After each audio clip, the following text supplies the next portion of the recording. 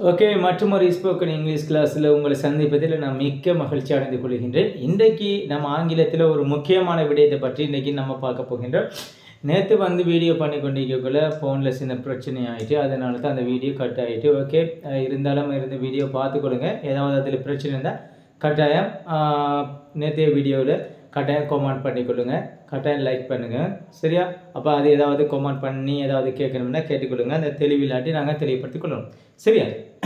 அடுத்து இன்றைக்கி நம்ம முக்கியமாக ஒரு விடயத்தை பற்றி பார்க்க போகின்றோம். கட்டாயம் இந்த வீடியோ முதல்ல பார்க்குகின்ற அனைத்து நல்லுள்ளங்களும் கட்டாயம் லைக் பண்ணுங்கள், கமெண்ட் பண்ணுங்கள், கட்டாயம் சப்ஸ்கிரைப் பண்ணி கொஞ்சம் ஷேர் பண்ணி ஹெல்ப் பண்ணுங்கள்.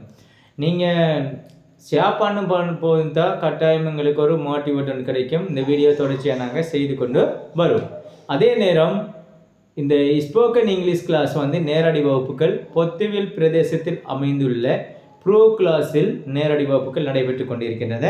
அவை பொத்துவில் பிரதேச மாணவ மாணவிகள் பார்க்கின்றீர்களாயின் நீங்கள் நேரடி வகுப்புகளுக்கு பங்கு பெற்ற விரும்பினால் கட்டாயம் பொத்துவில் பிரதேசத்தில் அமைந்துள்ள ப்ரோ கிளாஸுக்கு கட்டாயமாங்க.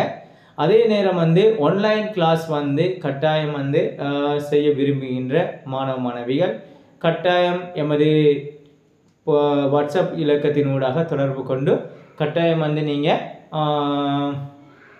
ஆன்லைன் கிளாஸில் இணைந்து கொள்ளலாம். ஓகே, இன்றைக்கு நம்ம ஆங்கிலத்தில் என்ன பார்க்க போகின்றோம்னு சொன்னால் இப்போ நம்ம நடந்து முடிந்த ஒரு சம்பவம், அதாவது இறந்த காலத்தில் ஒரு விடயம் நடந்து முடிஞ்சிக்கும்.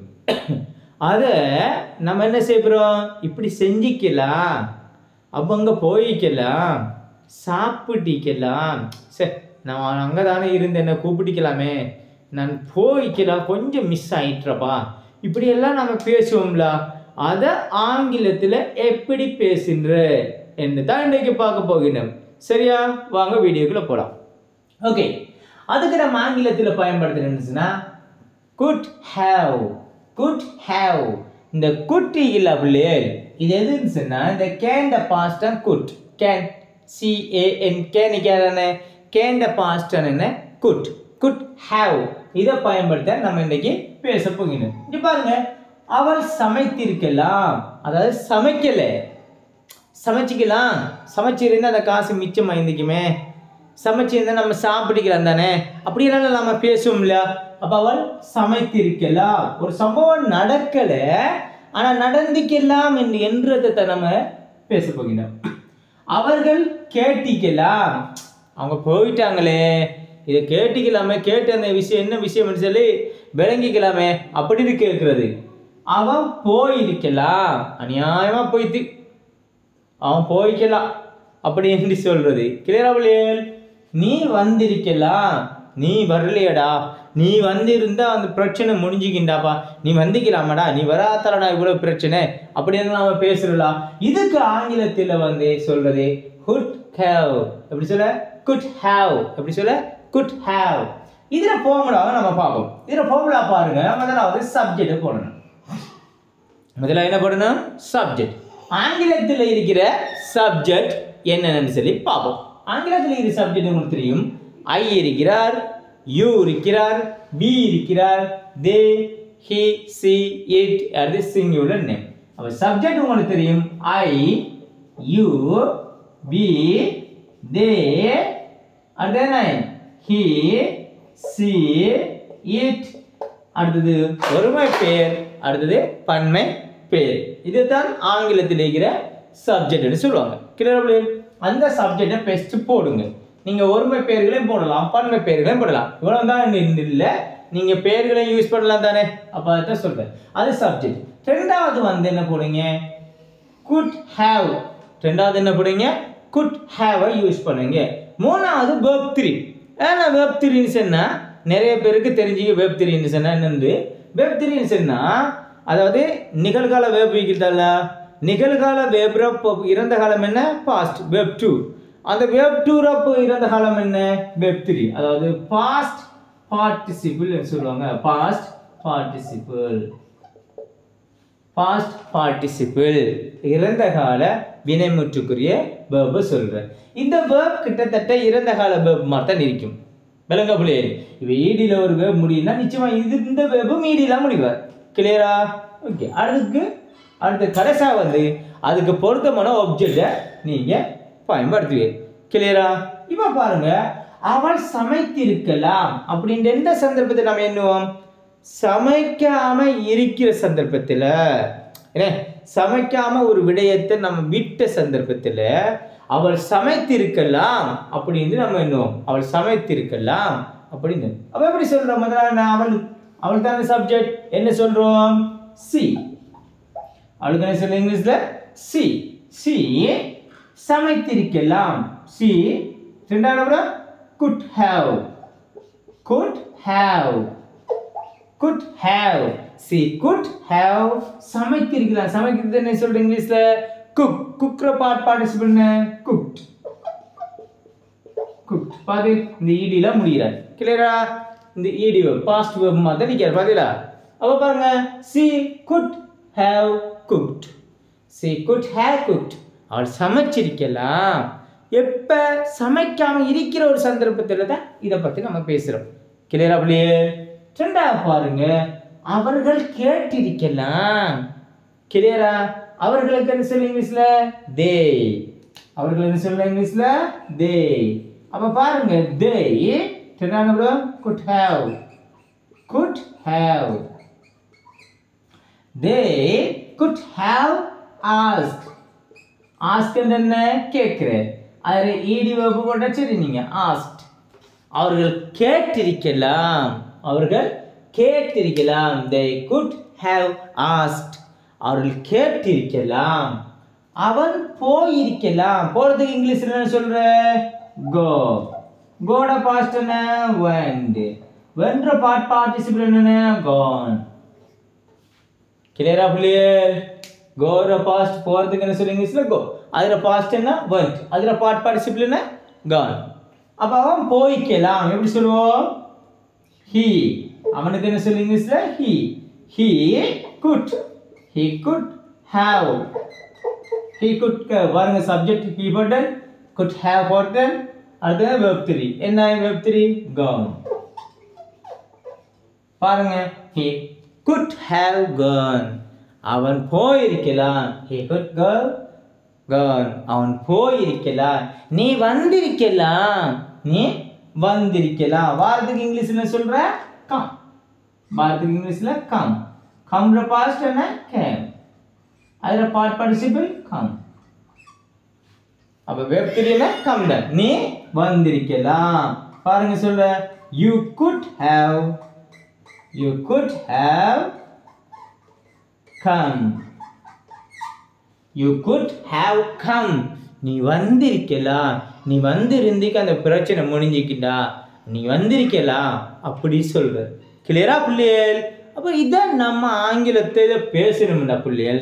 கட்டாயம் ஒரு நோட்ஸ் காப்பியை எடுத்து கட்டாயம் இவங்களை நோட் பண்ணி உங்களோட லைஃப் ப்ராக்டிக்கல் லைஃப்பில் நீங்கள் கொண்டு வரும்போது ஒரு 30 நாளையில் ஆங்கிலம் 100% நீங்கள் பேசுவீங்க என்பது 100% உண்மையான ஒரு விஷயம். அதாவது ஆன்லைன் கிளாஸுகள் நடைபெற்று கொண்டிருக்கின்றன. நீங்கள் இந்த ஆன்லைன் கிளாஸில் நீங்கள் இணைந்து கொள்ள விரும்பினால் என்னுடைய வாட்ஸ்அப் இலக்கம் 075 65 60 968.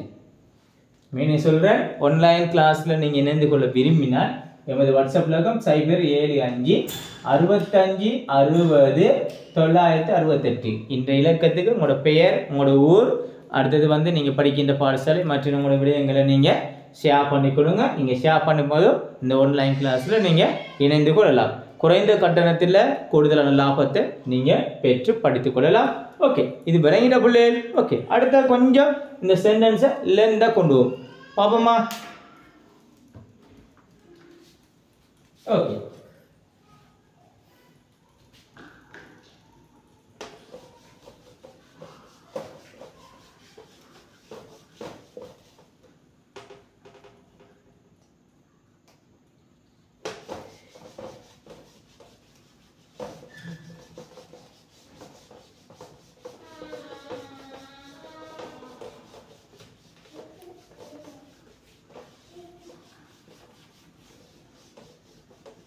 சரி, இந்த சென்டென்ஸை கொஞ்சம் லென்த்தாக நம்ம போய்க்கலாம்.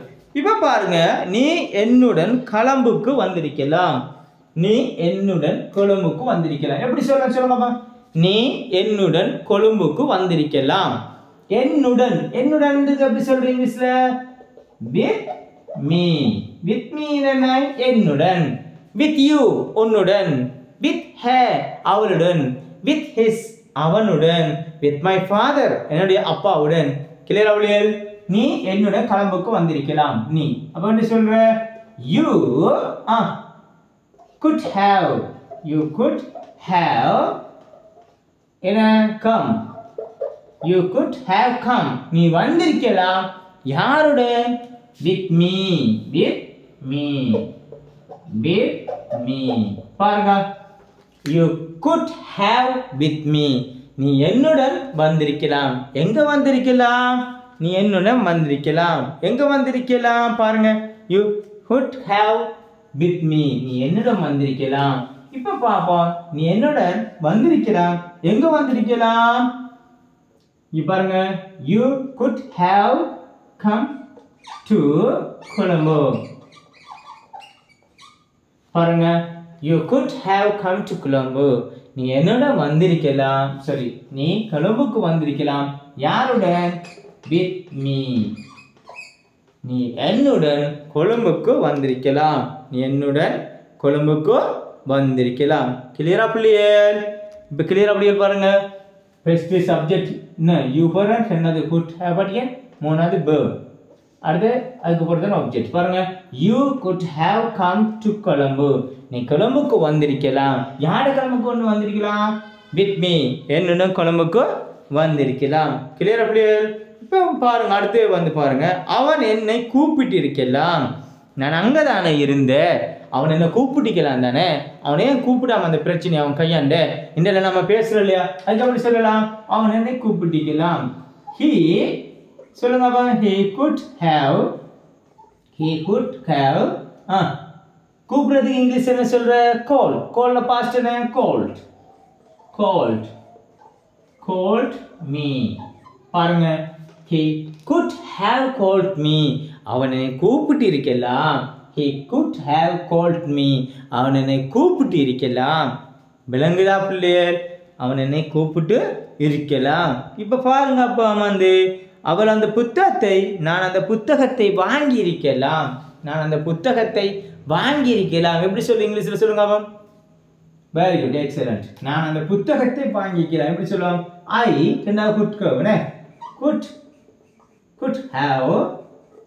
I could have வாங்குறதுக்கு இங்கிலீஷ் என்ன சொல்ற?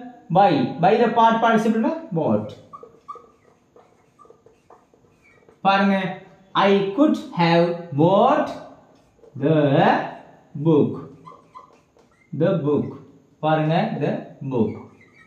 பாருங்க. I could have the book. நான் அந்த புத்தகத்தை வாங்கி இருக்கலாம். I could have the book. நான் அந்த புத்தகத்தை வாங்கி இருக்கலாம். கிளியரா பிள்ளைகள்? ஓகே, வேற ஒன்று சொல்லுங்க. அப்போ இப்போ நான் நல்லா படிச்சிருக்கலாம். இப்போ ஃபெயில் ஆகி ஒருத்தர் வாழ்க்கையில் கஷ்டப்பட்டு கொண்டிருக்கிறார். அவர் என்ன நினைப்பார்? நம்ம நல்லா படிச்சிருந்தீங்க, இந்த இடத்துல நம்ம வந்திப்போமா அப்படிலாம் யோசிப்பார் இல்லையா? அப்போ நம்ம நல்லா படிச்சிருக்கலாம். எப்படி சொல்லுவார்? சொல்லுங்க. அப்போ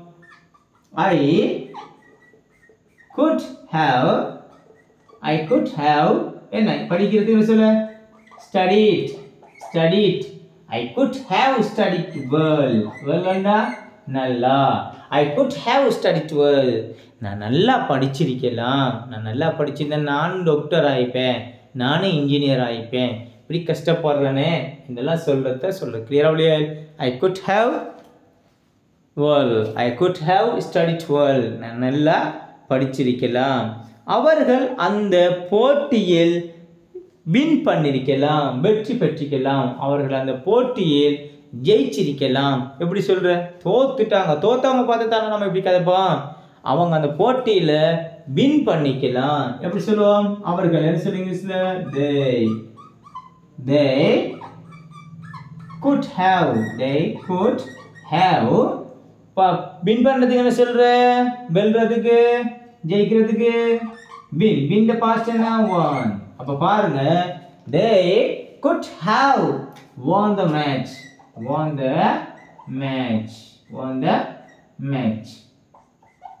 won the match. பாருங்க அவர்கள் அந்த போட்டியில வின் பண்ணிருக்கலாம், ஜெயிச்சிருக்கலாம். கிளியரா புள்ளியே? இதை நீங்க அன்றாடம் உங்களோட வாழ்க்கையில நீங்க எடுத்து பேசும்போது தான் நீங்க என்ன செய்யலாம் சொன்னா இது 100% இதுல வெற்றியை நீங்க காணலாம். இன்னொரு சென்டென்ஸ் சொல்ல பாருங்க. அவள் ஒரு பாட்டு ஒன்று பாடிக்கலாம். சும்மா இருக்கல பாங்க ஒரு பாட்டு ஒன்று பாடிக்கலாம் தானே. எப்படி சொல்ல பாருங்க? she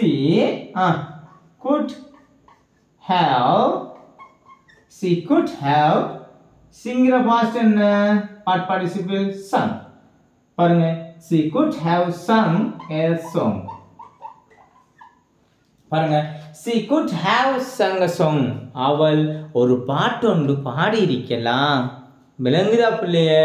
அப்ப ஈஸியா இந்த ஆங்கிலத்தை ஈஸியா பிள்ளை நீங்க படிக்கலாம், ஈஸியா ஆங்கிலம் பேசலாம். இதை நீங்க ப்ராக்டிக்கல் லைஃப்ல கொண்டு வரும்போது இந்த ஆங்கிலம் பேசுவது 100% உங்களுக்கு சக்சஸ் ஆகும். இதுல முதலாவது நீங்க என்ன போடுவீங்கன்னா சப்ஜெக்ட் போடுவீங்க, ரெண்டாவது could have போடுவீங்க, மூணாவது verb 3 participle verb போடுவீங்க, அதுக்கு பொறுத்தவரை ஆப்ஜெக்ட் போடுவீங்க. போட்டு இந்த சென்டென்ஸை கிரியேட் பண்ணி பாருங்க. நிறைய சென்டென்ஸை கிரியேட் பண்ணி பாருங்க. நிறைய சென்டென்ஸை கிரியேட் பண்ணி நீங்க லைஃப்ல அதை ப்ராக்டிக்கல் லைஃப்ல கொண்டு வரும்போது 100% நீங்க ஆங்கிலம் பேசுவீங்க. இந்த வீடியோவை முதல்ல பார்க்கிங்கன்னா எனது நல்லுள்ளவங்க அனைவரும் கட்டாயம் லைக் பண்ணுங்க, கமெண்ட் பண்ணுங்க, கட்டாயம் சப்ஸ்கிரைப் பண்ணி ஷேர் பண்ணிக்கொள்ளுங்க. அடுத்தவங்களுக்கு நான் 2 கேள்வி தரப்போறேன் இன்றைக்கு. சரியா? அந்த 2 கேள்வியும் செஞ்சு கட்டாயம் கமெண்ட் பாக்ஸில் போடுங்க. ஒன்று, நீங்க வாரத்துக்கு முதல் என்ன கூப்பிட்டிருக்கலாம். இது எப்படி செய்யணும்னு சொல்லி நான் உங்களுக்கு போடுவேன். நீங்கள் கட்டாயம் கமெண்ட் பண்ணுங்க. நீங்கள் வாரத்துக்கு முதல் என்ன நீங்கள் கூப்பிட்டிருக்கலாம். நீங்கள் வாரத்துக்கு முதல் என்ன நீங்கள் கூப்பிட்டிருக்கலாம். கிளியரா? ஒன்று. ரெண்டாவது, அவள் சமைத்திருக்கலாம். கிளியரா புள்ளியல்? ஓகே, இந்த கான்செப்ட் உங்களுக்கு 100% விளங்கிக்கும் என்று நான் 100% நம்புகின்றேன். ஆகவே இந்த சென்டென்ஸ் எல்லாமே உங்களோட ப்ராக்டிக்கல் லைஃப்பில் கொண்டு வாங்க. 100% ஆங்கிலம் பேசுவீங்க. ஆங்கிலம் நீங்கள் 100% பேசுவீங்க. எல்லாரும் இங்கே கெட்டிக்கார பிள்ளைகள் எனக்கு நல்லா தெரியும். ஆகவே நீங்கள் ஆங்கிலம் பேசுவீங்க என்பதில் எந்தவித மாற்றம் இல்லை. ஓகே, இத்துடன் நான் இந்த வீடியோவை முடிச்சு கொள்கின்றேன். அடுத்த ஒரு வீடியோவில் உங்களை சந்திப்பதிலிருந்து உங்களிடமிருந்து விடைபெற்று செல்லும் உங்கள் ஆசா முர்ஷாத். ஓகே, பாய்.